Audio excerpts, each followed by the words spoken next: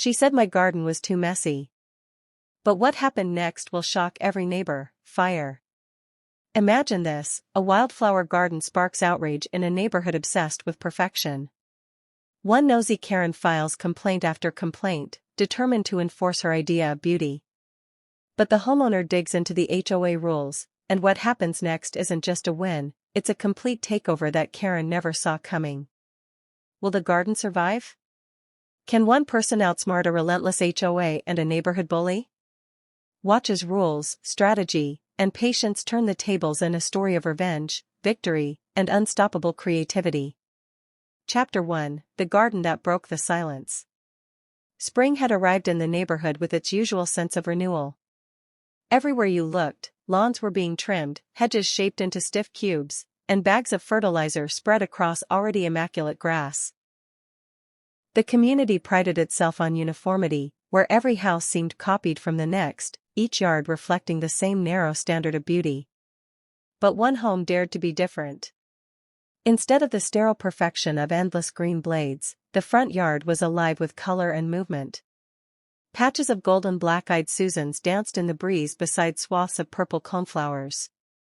Lavender stood tall, releasing its fragrance into the air, while clusters of daisies bent lazily toward the morning sun. Butterflies flitted from bloom to bloom, bees hummed their chorus, and even the occasional hummingbird darted in, sipping nectar before vanishing into the air. It was not just a yard, it was an ecosystem. The homeowner had chosen this path deliberately. Tired of endless mowing, chemical treatments, and the artificial chase for a perfect lawn, they wanted something more sustainable, something alive. Every seed planted had a purpose, drawing in pollinators and adding back a touch of wildness to a world that demanded conformity. For them, the garden was not messy. It was vibrant. It was a statement. But not everyone saw it that way. From across the street, Karen stood glaring. Her lawn was the definition of perfection: evenly cut grass, uniform hedges, and not a single weed in sight. She had invested countless hours and dollars into maintaining what she saw as the neighborhood standard, and she expected everyone else to do the same. To her, the wild garden wasn't just untidy, it was a threat. If one neighbor could abandon the pristine grass, what was to stop others from following? Soon enough, whispers began. Karen made her rounds, casually mentioning the unsightly jungle to other homeowners. At first, people brushed it off, but Karen was persistent. Her voice grew louder, her complaints sharper, until finally, she decided to act. She filed the first official complaint with the HOA, citing yard neglect and claiming the garden was in direct violation of community landscaping rules. When the letter arrived, the homeowner felt a surge of frustration. It wasn't neglect. It was intention. Every plant had been chosen carefully, every space designed for beauty and balance. Still, the letter was clear: cut it down, or face fines. Most people would have given in, quietly reverting to grass to avoid conflict. But this homeowner wasn't most people. Instead of immediately reacting, they began to dig deeper. Something about the language of the notice felt off, vague and imprecise. If Karen was so confident that the rules were on her side, perhaps it was time to take a closer look at those very rules. And so, one evening, as the sun dipped behind the rooftops and the garden buzzed with twilight life, the homeowner sat down with the HOA handbook. Every line, every clause, every obscure landscaping guideline was examined with care. They weren't looking for trouble, they were looking for truth. And as the pages turned, an idea began to form. The complaint that Karen had filed might not have been as ironclad as she believed. Hidden in the rules, buried under layers of restrictions and definitions, were loopholes. Not just small ones, but wide openings that could be used not only to defend the garden, but to expand it in ways no one in the neighborhood would see coming. What had begun as a frustrating setback was slowly transforming into an opportunity. Karen had picked a fight, and in doing so, she had awakened a determination that wasn't going to fade. The garden was only the beginning. End of Chapter 1. Next, Chapter 2 will dive into the homeowner's deep dive into HOA regulations and how those hidden rules spark a plan to turn Karen's complaint into her worst nightmare. Chapter 2, Digging into the Rulebook. As the evening deepened, the quiet hum of the garden became the soundtrack to a meticulous investigation. The homeowner spread the HOA handbook across the dining table, its pages crisp but dense, each line a potential weapon or obstacle. Every clause, every subsection, every vague sentence mattered. What looked like a simple complaint on paper now had the weight of strategy behind it. Karen had assumed the rules were on her side, that a complaint citing yard neglect would automatically pressure compliance. But HOA documents, as the homeowner discovered, were a maze of loopholes and outdated definitions, written years ago and often ignored or misinterpreted. The term acceptable landscaping appeared repeatedly but was never clearly defined. Were native wildflowers considered neglect? Or were they merely different from the strict visual standard that Karen idolized? Hours passed as the homeowner cross-referenced citations, previous complaint records, and community meeting minutes. Notes were scribbled in the margins, color-coded to separate potential strengths from weaknesses. They discovered past instances where homeowners had faced similar complaints but had successfully defended themselves, often by pointing to ambiguities in the very rules the HOA relied upon. Each example became fuel for the plan forming in their mind. But strategy alone wasn't enough. Knowledge was power, yes, but precision mattered more. The homeowner realized that Karen's complaint relied heavily on subjective language, unsightly, messy, not in keeping with the neighborhood aesthetic. Those words carried no legal weight, no enforceable consequences unless the HOA's board agreed. And the board, as it turned out, had a history of inconsistent enforcement, often swayed more by neighbor gossip than by documented violations. The homeowner's plan began to take shape. If Karen expected a fight over aesthetics, she had chosen the wrong weapon. By leaning into the technicalities, interpreting rules literally, and highlighting every inconsistency, the homeowner could not only defend the garden, they could fortify it. And perhaps, subtly, turn it into a statement no one could challenge. Late into the night, the research transformed into design. The homeowner mapped the garden on paper, marking each section with the specific code or guideline that protected it. Native plants that could not be legally deemed weeds were clustered strategically. Decorative elements were planned in areas explicitly permitted under HOA guidelines. Every stone, every flower bed, every meandering path became a testament to both beauty and compliance. It was no longer just a garden, it was a legal masterpiece. But Karen wasn't the only obstacle. Other neighbors, previously silent, began to whisper. Some admired the creativity, while others worried that bending the rules might invite chaos. The homeowner considered their perspective, but ultimately knew that precedent and documentation were stronger than opinion. With the handbook as armor and past cases as evidence, no subjective complaint could hold sway. By the time dawn broke, the garden's possibilities had expanded far beyond its original footprint. The homeowner envisioned a jungle of legality, wild yet defensible, chaotic yet untouchable. What had started as a garden simply to bring life to the yard had now become a strategic battleground. And Karen? She had no idea that the complaint she thought would intimidate her neighbor had instead awakened a calculated, methodical response. The homeowner smiled at the irony. Every complaint filed against them had just given them the insight needed to push back harder, smarter, and in full accordance with the law. As the first light of morning filtered through the curtains, illuminating the piles of notes, hand-drawn maps, and highlighted rules, a singular thought emerged. Karen had thrown the first punch, but she hadn't yet seen the counterattack. And when it came, it would be precise, unassailable, and utterly satisfying. The battle lines were drawn. The garden was no longer just a patch of flowers. It was a fortress, a legal labyrinth, a silent but unmistakable statement that this homeowner would not be intimidated. Karen's influence, as it turned out, had limits, and they were about to be exposed. The groundwork was set. Research completed, strategy formed, and rules thoroughly dissected, the homeowner prepared for the next phase. It was time to move from planning to execution, and when that moment arrived, Karen would finally see that her complaints had only strengthened her opponent. End of Chapter 2.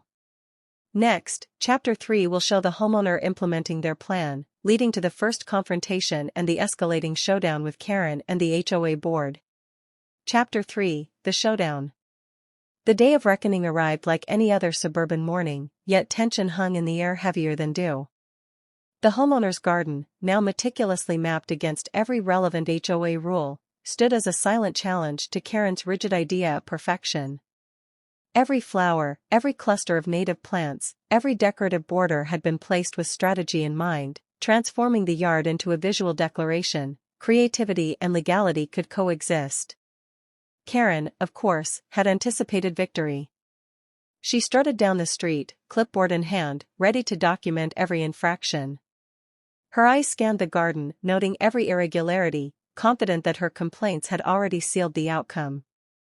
Neighbors whispered among themselves, divided between admiration and curiosity, all aware that this confrontation had escalated beyond casual yard disagreements. Inside the community hall, the HOA board had convened to hear Karen's complaint. Rows of folding chairs were occupied by residents, some curious, some weary of drama. The homeowner entered quietly, binder in hand, the culmination of weeks of research neatly organized into precise evidence. Every citation, every precedent, every clause from the handbook was documented and ready. The atmosphere was electric. Karen's usual confidence faltered slightly when she noticed the homeowner's composed demeanor. Unlike previous targets of her complaints, this individual had clearly prepared. Her complaints, previously wielded like a weapon of intimidation, now seemed vulnerable under the scrutiny of documented rules and structured reasoning. As the board reviewed the complaint, the homeowner began a methodical presentation. While no words were spoken aloud, the effect was felt. Pages were turned, highlighting sections where subjective interpretations had previously been misused. Photographs of the garden's layout, cross-referenced with the HOA guidelines, showed compliance at every turn. Historical examples of other residents' similar landscaping choices were presented, reinforcing the argument that the garden fell within permissible limits. Karen's frown deepened with each page. She had expected a swift condemnation, a quick reprimand, and perhaps a minor correction of the garden. Instead, the narrative had shifted. The evidence wasn't just compelling, it was irrefutable. Every complaint she had filed, every argument she had made, was systematically neutralized by facts and precedent. The board members, some who had previously relied on subjective judgment, now faced undeniable clarity. The homeowner's preparation left little room for debate. The garden wasn't merely aesthetically different, it was legally compliant, documented, and defensible. The subtle power of planning and research had turned the tables entirely. Outside, the tension spilled into the streets as neighbors speculated on the outcome. Whispers circulated: had Karen overplayed her hand? Could her insistence on conformity truly hold against such meticulous preparation? The homeowner remained calm, confident that the rules were on their side, understanding that patience and evidence often outweighed anger and assumption. By the end of the meeting, the board's decision became inevitable. Karen's complaints, once a formidable threat, were dismissed on technical grounds. The garden, far from being messy or unsightly, had been validated as an acceptable expression of landscaping within the community's rules. Karen's face turned crimson, realizing that her plan to control the aesthetic of the neighborhood had failed spectacularly. The homeowner left the hall with quiet satisfaction, aware that the victory was not merely for themselves but a precedent for neighbors who valued individuality. Karen, on the other hand, returned home defeated, her confidence shaken by the realization that rules, evidence, and careful planning could outmatch intimidation. Though the confrontation had ended, it was clear that the war of influence in the neighborhood was far from over. Karen's persistence and tendency to escalate conflicts meant that vigilance would remain necessary. But for the homeowner, the first major victory demonstrated a simple truth: preparation and understanding of the system could turn even the most rigid opposition into a powerless observer. The garden remained untouched, a flourishing testament to ingenuity and resilience. Bees and butterflies continued their work undisturbed, a quiet celebration of victory in color and motion. And while Karen may have struck first, the homeowner had emerged as the strategist, proving that intellect, patience, and meticulous planning could overcome even the most relentless of opponents. The stage was now set for the next confrontation, for Karen was not yet finished, and the homeowner understood that even victories must be defended. The garden was no longer just a space of beauty.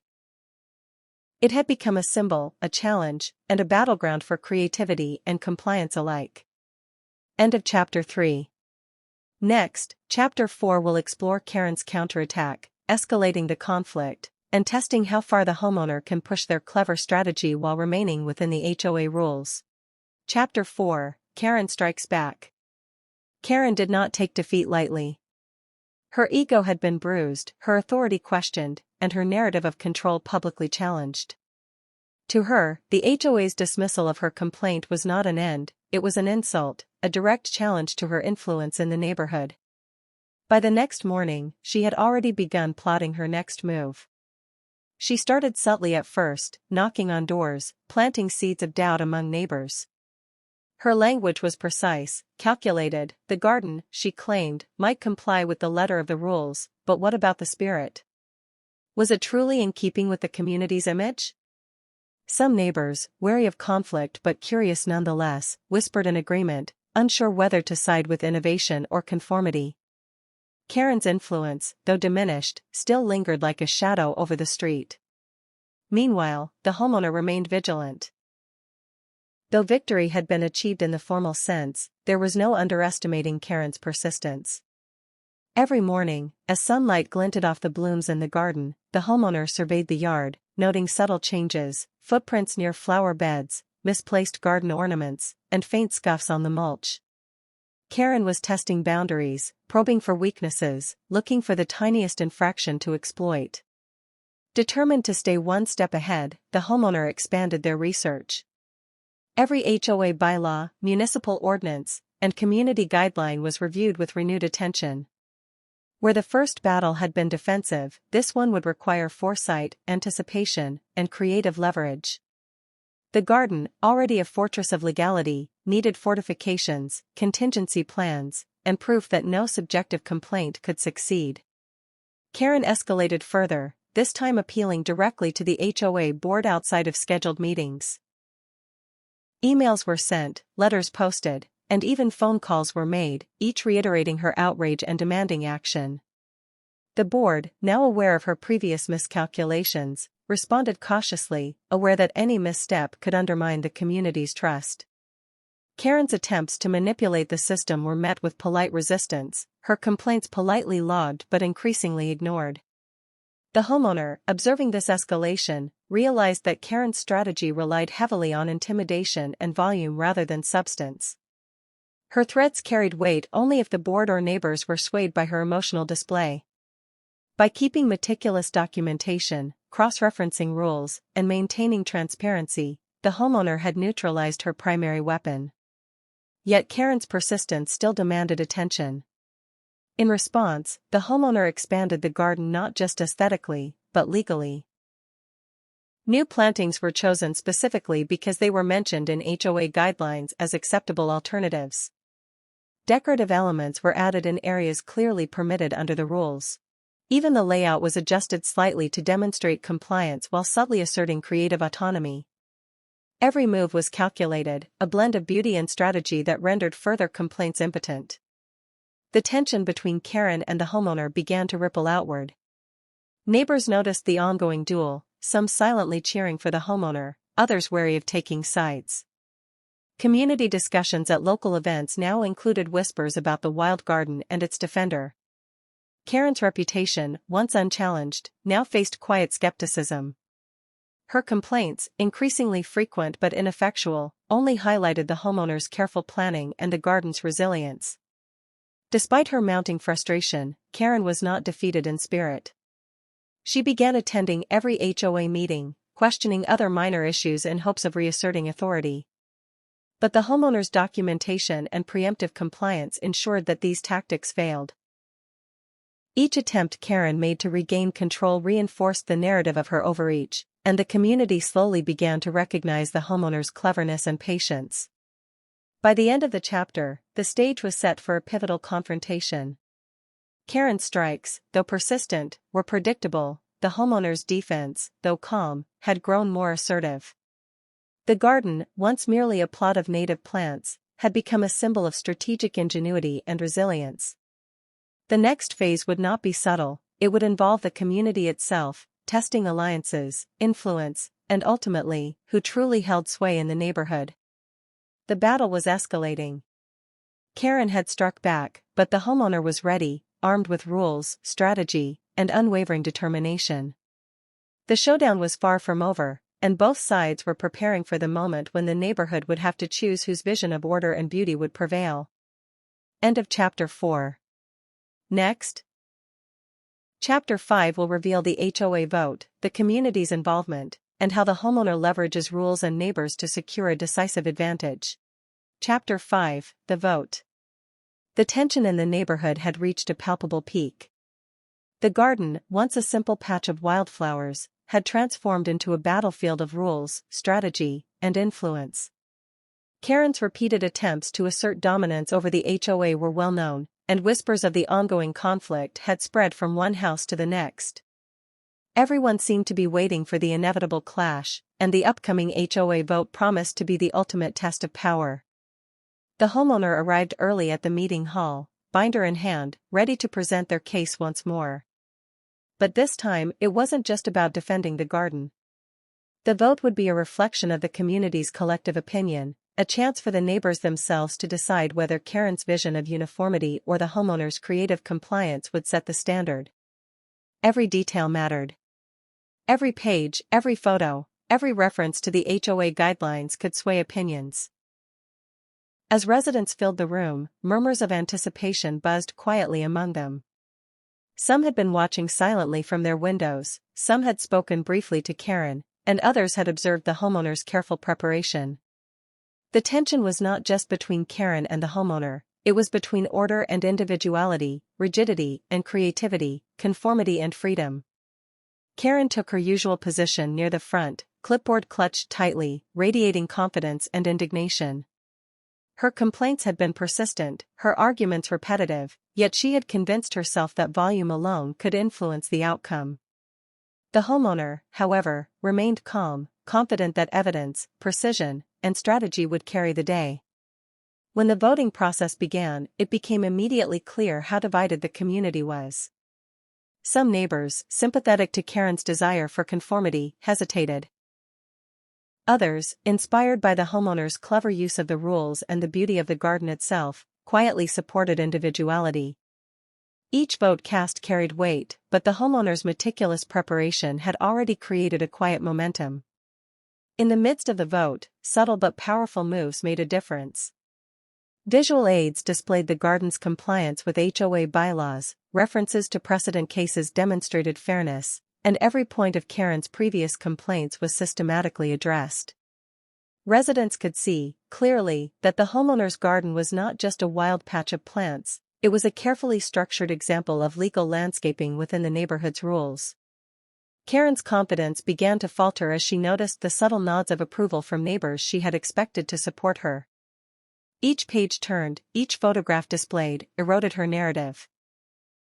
Her insistence that the garden violated community standards appeared increasingly unfounded, especially as neighbors compared it with other yards that had previously been deemed acceptable. The votes were tallied, one by one. The tension in the room was nearly tangible. When the final count was announced, it was clear that the homeowner had not only defended the garden, they had won the majority of the community's support. Karen's objections were formally noted, but her influence was effectively diminished. The vote was a decisive statement: creativity, strategy, and careful adherence to the rules could outweigh intimidation and rigid conformity. Outside the meeting hall, the neighborhood buzzed with a mixture of excitement, relief, and quiet admiration. The garden, untouched and flourishing, had become a symbol of resilience. Bees and butterflies continued their work as if oblivious to human disputes, while the homeowner surveyed the scene with satisfaction. The battle, it seemed, had shifted. Karen's strikes had been countered, and the homeowner's careful planning had won the day. Yet even in victory, there was caution. Karen was persistent and unpredictable.